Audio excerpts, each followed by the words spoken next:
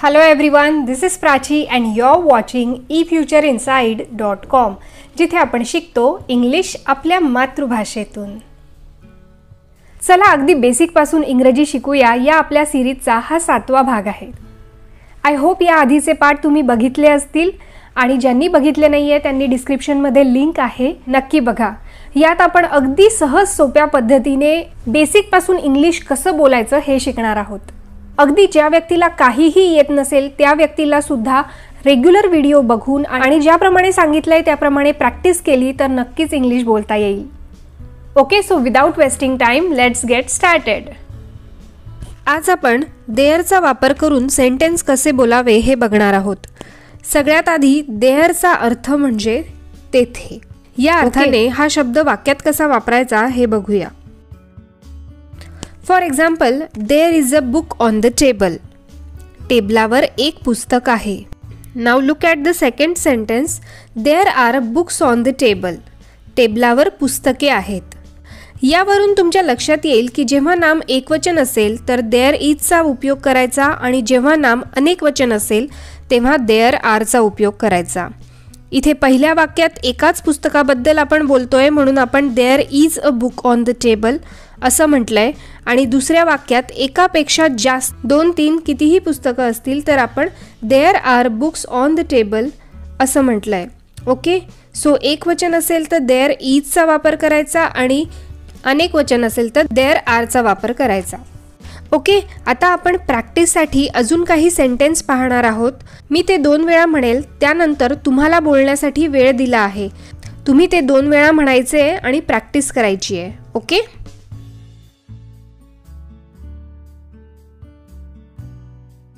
So our first sentence is, माझ्या हातात एक चेंडू आहे। There is a ball in my hand. There is a ball in my hand. Now it's your turn. आता तुम्ही मोठ्याने बोला।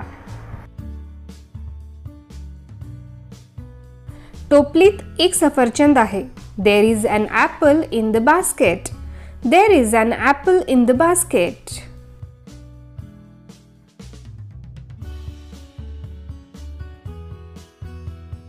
भिंतीवर एक घड्याळ आहे। There is a clock on the wall. There is a clock on the wall.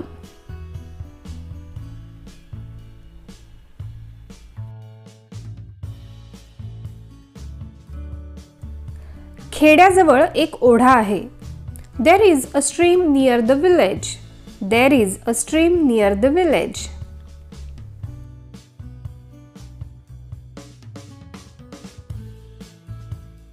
या रूममध्ये मोठे मशीन यंत्र आहे।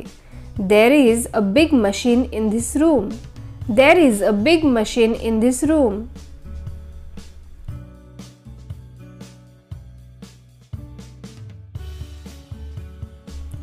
तेथे चॉकलेटचा बॉक्स आहे।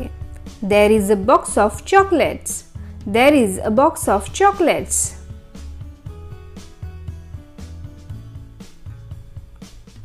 त्याच्या हातात मोबाईल आहे। There is a mobile in his hand. There is a mobile in his hand.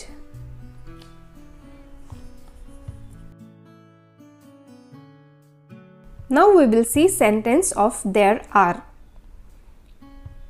टेबलावर पुस्तके आहेत। There are books on the table. There are books on the table.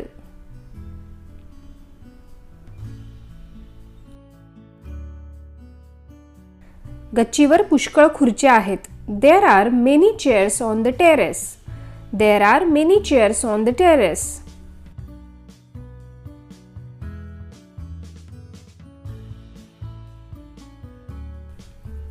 त्यांच्या घराच्या मागे वडाची झाडे आहेत। There are banyan trees behind his house. There are banyan trees behind his house.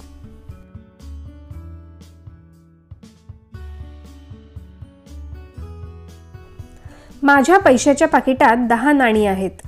There are 10 coins in my purse. There are 10 coins in my purse.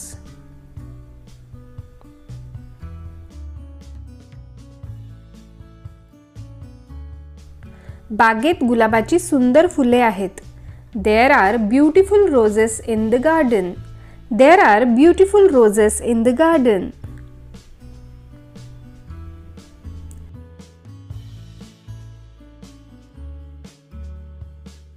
बाजारात आंबे आहेत. There are mangoes in the market. There are mangoes in the market.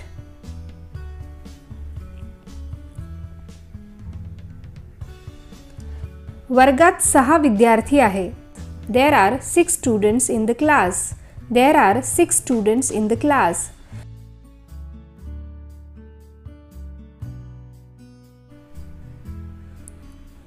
Now, जेव्हा आपण उत्तर देतो किंवा negative sentence असेल तेव्हा इज नॉटच्या ऐवजी आपण इजंट हे कॉन्ट्रॅक्शन वापरू शकतो.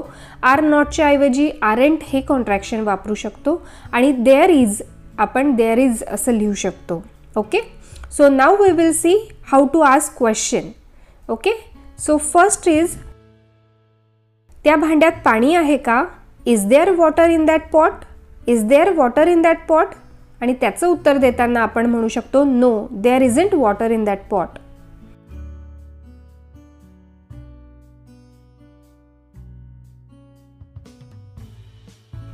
नाउ द नेक्स्ट इज फ्रीजमध्ये दूध आहे का?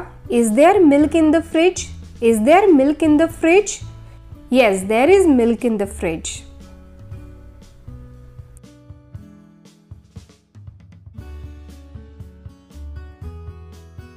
बाटलीत मध आहे का? Is there honey in the bottle? Is there honey in the bottle? No, there isn't honey in the bottle.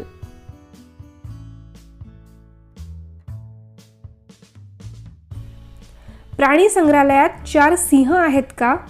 R there 4 lions in the zoo? Are there 4 lions in the zoo? त्याचं उत्तर देताना आपण म्हणू शकतो yes, there are 4 lions in the zoo.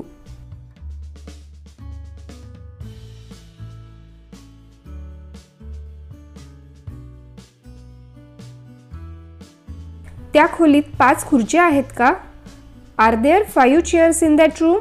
Are there 5 chairs in that room?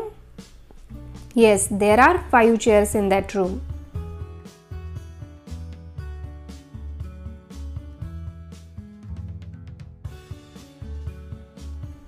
या वर्गात विद्यार्थी आहेत का? Are there students in this class?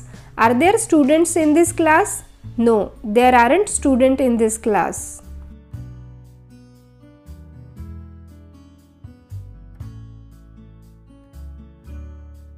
So I hope आता तुम्हाला देअर इज आणि देअर आरचा वापर करून कसे सेंटेन्स तयार करायचे हे लक्षात आलं असेल. अशाच पद्धतीने अजून तुम्ही सेंटेन्स तयार करा आणि कमेंटमध्ये लिहा. यासाठी तुम्ही एक वेगळी वही तयार करू शकता आणि अजून तुम्ही अशा पद्धतीने सेंटेन्स बनवा म्हणजे तुमची प्रॅक्टिस होईल. ओके, आणि अजून अशा सहज सोप्या पद्धतीने इंग्लिश ग्रामर, कम्युनिकेशन स्किल आणि करिअर गायडन्स रिलेटेड व्हिडिओ बघण्यासाठी चॅनल लाईक, शेअर आणि सबस्क्राईब करा. लवकरच भेटूया पुढच्या व्हिडिओमध्ये. Till then, bye bye, keep practising.